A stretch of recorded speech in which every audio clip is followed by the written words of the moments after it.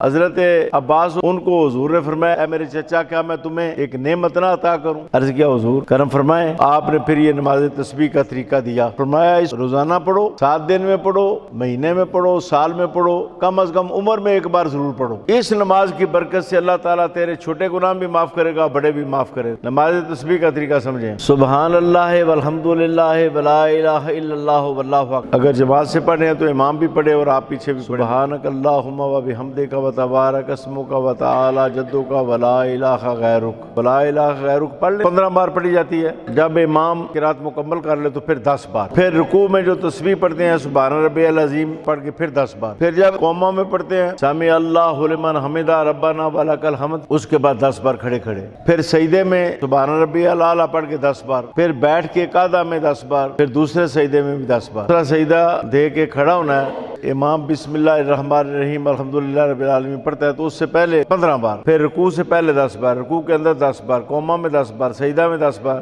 جلسہ میں 10 بار، پھر دوسرے سجدہ میں 10 بار، پھر تیسری رکعت میں اتحیات میں درود شریف پڑھنا ہے کیونکہ یہ نفل ہے نماز تسبیح کے۔ جس وقت درود شریف مکمل ہو جائے ابراہیمی تو پھر کھڑے ہو کر 15 بار، یہ نماز تسبیح کا طریقہ۔ چوتھی رکعت میں بھی اسی طرح۔